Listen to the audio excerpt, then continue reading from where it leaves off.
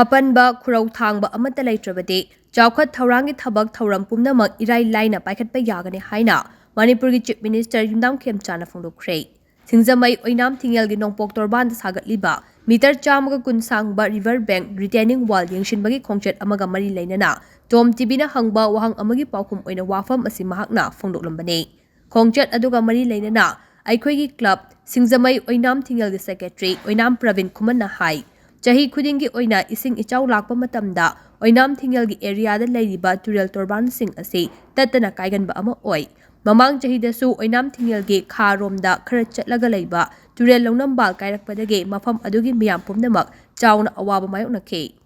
ꯑꯁꯤꯒꯨꯝꯕ ꯇꯉꯥꯏꯐꯗꯕ ꯑꯁꯤꯒꯤ ꯌꯦꯡꯂꯒ ꯅꯣꯡꯖꯨ ꯊꯥ ꯂꯥꯛꯇ꯭ꯔꯤꯉꯩꯗ ꯆꯤꯞ ꯃꯤꯅꯤꯁꯇꯔ ꯌꯨꯝꯅꯥꯝ ꯈꯦꯝꯆꯥꯟꯅ ꯋꯥꯔ ꯐꯨꯇꯤꯡꯗ ꯑꯣꯏꯅꯥꯝ ꯊꯤꯡꯉꯦꯜꯒꯤ ꯅꯣꯡꯄꯣꯛ ꯇꯣꯔꯕꯥꯟꯒꯤ ꯃꯤꯇꯔ 110 ꯁꯥꯡꯕ ꯔꯤꯇꯦꯅꯤꯡ ꯋꯥꯜ ꯑꯁꯤ ꯁꯥꯕ ꯍꯧꯈꯤꯕꯅꯤ꯫ ꯔꯤꯇꯦꯅꯤꯡ ꯋꯥꯜ ꯑꯁꯤ flood management border area programme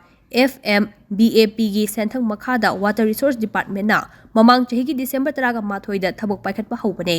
retaining wall ꯑꯁꯤ ꯆꯥꯗ 30ꯒꯤ ꯃꯊꯛꯇ ꯂꯣꯏꯁꯤꯜꯂꯛꯂꯤ꯫ ꯍꯧꯖꯤꯛ ꯁꯦꯝꯒꯠꯂꯤꯕ ꯔꯤꯇꯦꯅꯤꯡ ꯋꯥꯜ ꯑꯁꯤꯒꯤ ꯁꯦꯡꯁꯟ ꯄꯦꯀꯦꯖꯇ ꯌꯥꯎꯗ꯭ꯔꯕꯁꯨ ꯔꯤꯇꯦꯅꯤꯡ ꯋꯥꯜ ꯑꯁꯤꯒꯤ ꯑꯋꯥꯡ ꯑꯃꯗꯤ ꯃꯈꯥ ꯊꯪꯕ ꯁꯔꯨꯛꯇ ꯀꯤꯟꯊꯗꯨꯅ ꯂꯩꯔꯤꯕ ꯔꯤꯇꯦꯅꯤꯡ ꯋꯥꯜ ꯑꯃꯗꯤ ꯋꯥꯇꯔ ꯁꯄ꯭ꯂꯥꯏ ꯃꯄꯥ ꯑꯁꯤꯁꯨ ꯑꯊꯨꯕ ꯃꯇꯝꯗ ꯇꯣꯉꯥꯟꯕ ꯄꯦꯀꯦꯖ ꯑꯃ ꯂꯧꯊꯔꯒ ꯁꯦꯝꯒꯠꯄ ꯍꯧꯔꯒꯅꯤ ꯍꯥꯏꯅ ꯆꯤꯞ ꯃꯤꯅꯤꯁꯇꯔꯅ ꯃꯤꯌꯥꯝꯗ ꯊꯥꯖꯕ ꯄꯤꯔꯝꯂꯦ꯫ ꯆꯍꯤ ꯈꯨꯗꯤꯡꯒꯤ ꯏꯁꯤꯡ ꯏꯃꯥꯏ ꯍꯦꯟꯒꯠꯂꯛꯄ ꯃꯇꯝꯗ ꯇꯣꯔꯕꯥꯟ ꯃꯇꯥꯏꯗ ꯂꯩꯕ ꯂꯩꯀꯥꯏꯒꯤ ꯃꯤꯁꯤꯡ ꯇꯨꯝꯕ ꯌꯥꯅꯔꯝꯗꯕ ꯑꯗꯨ ꯍꯟꯗꯛ ꯆꯍꯤ ꯑꯁꯤꯗꯒꯤꯗꯤ ꯃꯗꯨꯒꯤ ꯑꯋꯥꯕ ꯑꯗꯨ ꯂꯩꯔꯔꯣꯏ ꯍꯥꯏꯅ ꯃꯍꯥꯛꯅ ꯆꯤꯞ ꯃꯤꯅꯤꯁꯇꯔ ꯌꯨꯝꯅꯥꯝ ꯈꯦꯝꯆꯥꯟꯕꯨ ꯊꯥꯒꯠꯄ ꯐꯣꯡꯗꯣꯔꯛꯈꯤ꯫ See, development is any kind of problem with na. Koigi local mayam nasu support to biwa. Duga whatsoever be mayam ki mateng dagini. Thank you.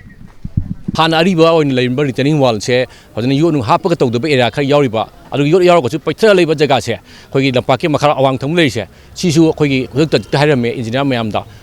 meter mangani khani ta ni nu phadobi yenga piles fruga adum tobiro haina habirame masi tongan ba mai special package tam tongan bi loroge jaga ki phalai triga chu haidana something singa kangi kanu simuchu water reservoir gi sing kapang gi pamje asing pa gi kai gi ba area sichu haji pokki na jaga gi pandi leite tobu tangai fadana asichu wagi fencing la pa kana simuchu sambiro haina sima hair masima koi ken de sigi sem ama oibda koi gi